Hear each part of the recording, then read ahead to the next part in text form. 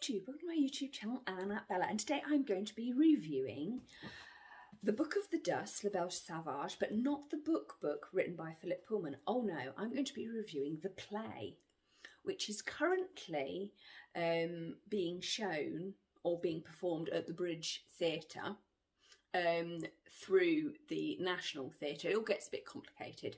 I went to see the Book of the Dust, Belle Sauvage.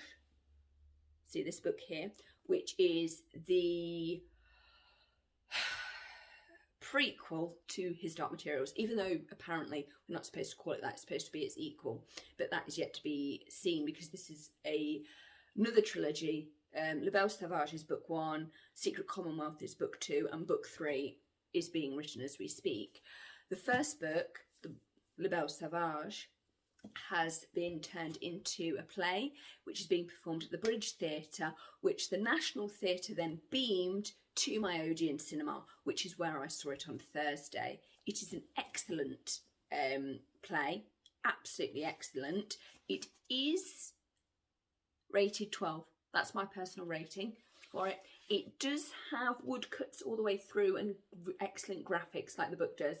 See, here's one, and there are several more within the book as well, which aid and transform the stage into a flood. It's spoiler warning, there are things that happen in Belle Sauvage, the play, that don't happen in the book and vice versa.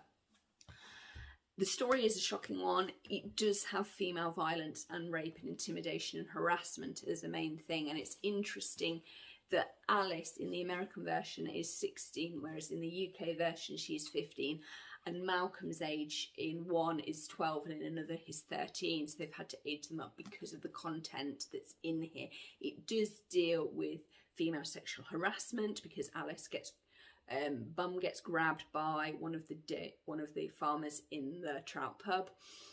This book is set after Lyra's birth, but not just after. So the whole business with Ma Costa hiding in a cupboard with baby Lara whilst Lord Asriel and Mr. Coulter fight it out for Mrs. Coulter doesn't happen in this book. Just putting that out there. Hence why I did the spoiler warning. The play is really, really good. All the actors are obviously adults, but what is absolutely wonderful is they've used puppetry. I love puppetry, love the Dark Crystal, love Dark Crystal Age of Resistance, but the puppetry to make the demons is so simple yet complicated. The monkey is beautiful, rendered, obviously the golden monkey, often called Ozymandias in the radio play. He doesn't really have a name in the books at all and in the movies either, but he was wonderfully done. The hyena, Gerald's maimed female, hysterical female hyena that is absolutely revolting and has 3 legs. In the play, obviously it has to have 4. In the book, it gets maimed and has 3. It is really gross, and obviously it doesn't piss anywhere on the stage.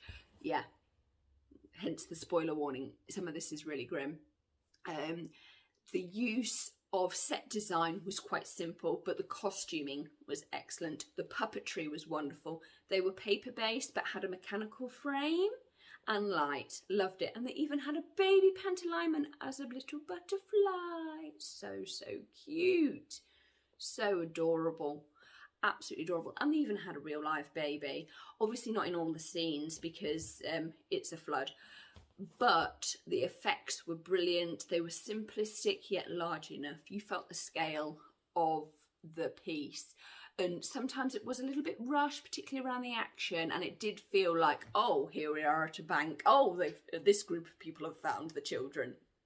I mean, the teenagers. Oh, they've been caught again. Particularly in the second half because it did have an interval. First half was cracking on pace, really nice. Second half lagged a bit, and it did feel a bit like, oh, they're being chased by these people, oh, they're being chased by those people. Oh, the ending was muted, I felt, in the play, because they can't obviously show the graphic detail that happens in this book to poor Alice and Gerald, who is really revolting and creepy.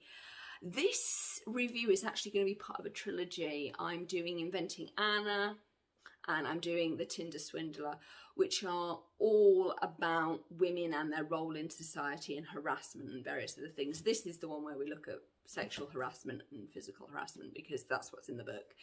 There is a scene in the play that is not in here, I believe, and it's quite an interesting scene. Marissa goes to Lord Asriel. She's wet, so the clothes come off. She's wearing obviously red, so she's there in a red nightie. Goodness knows what they've been doing, but moving on. And it's the only co-parenting moment besides the one that they have in the good old Amber Spyglass, which is a major spoiler. It's the only co-parenting moment that they sort of have with regarding Lyra and what is to happen to her. It is worth pointing out that Marissa Coulter is one of the most brilliantly written women in literature ever, to be absolutely honest. And if you don't know who she is, she's basically a witch who is infiltrating the magisterium, who's infiltrating to gain her own personal power, because that's what takes over, but also to allow change to happen. How she does that is really weird. Gerald, the sexual offender Gerald, who's just broken out of jail, who's got a PhD, who's investigating dust by kiddly fiddling very small children. Yeah, really appropriate stuff. Thank you, Philip Pullman. Is very much twisted, and he's twisted outwardly, and he even hits his own soul and maims his own poor hyena. It's really kind of weird. Marissa is something else because she's able to separate from her monkey because she's witch-born. And that is quite fascinating because hers is a different kind of emotional abuse, very, very much internal, very much self-repressant. And that actually, this book reflects the duality of women. Is women's role to take care of babies, or should they have a career? And Marissa is very much reflecting this duality of the fact that she wants to, but she can't because she wants her career. So you got that beautiful duality playing out so lovely in the book and in the play. The play is fantastic, even if I did find the end a little muted, but I do like the relationship between Alice and Malcolm. That really came across very strongly. And the relationship between Asriel and Marissa, that worked well. But in the play, they made both Lyra and Marissa black, which I thought gave an interesting twist on the whole situation. And it was interesting to note that the sisters who died were all in white, and the sisters of obedience obeyed, but they gave Marissa the wrong baby and she didn't even notice. Great mothering, Marissa. Yeah, the play, out of 5, I would definitely give it 5 out of 5. I did enjoy it, even though I did think that the end was a little muted. It didn't sort of, you had to really know what happens in his Dark Materials to appreciate it, because it ends with Alice sort of yet saying, yeah, pay me and I'll take care of the baby Lyra for you. Even though in his Dark Materials, it's Mark Costa who says that she did that. But we know that she did that after Lyra was born. Back in the early days when Lord Asriel was killing Mr. Coulter and duelling and all sorts of things, and before certain orders saying that Lord Asriel couldn't be near Lyra, and restraining orders and people being not allowed to parent and then wanting to parent. The play had a change and another change. There's a fairy queen in this book.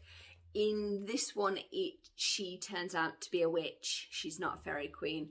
The river god is mentioned, the ancient river god is mentioned in the play quite a bit. In the actual book, you do see him. Obviously, for stage restrictions, he is not seen. This book does actually feel like Genesis, which is a book in the New Testament, which means beginning, because you've got a flood which invokes Noah, and you've got the beginning of man and woman, and it's all about sex and relations and how that works. Does it work? Pleasures of the flesh. There's a lot of biblical references. In fact, there's far more biblical references being floated around in this one, particularly from the Old Testament, and even some of Matthew. I was a stranger and you took me in, etc., etc., etc., with reference to Lyra and who should care for her and why she should be cared for. He's far more religious, I think, in this one than he is in his Dark Materials, where I think that he pushed the fantasy and hid his religious philosophical arguments, his religious and philosophy arguments. This, it is interesting, and also it's very, very horrific, to be absolutely honest, because Gerald is just, it's revolting. I'm so glad that we actually didn't see the hyena pissing on stage or licking a stump. It really is, how the hyena is described is absolutely disgusting. Overall, it's 5 out of 5. I recommend the play, absolutely, and I do recommend going and seeing the play at your local cinema, because it's a great way of getting plays from London, operas and various other things from the West End around the whole country. And that's that. So like, comment and subscribe, and I hope to see you all in my part 2, which will be about Inventing Anna, which is a Netflix series. What on earth does that have in common with Belle Sauvage? Ah, you will find out, because it's quite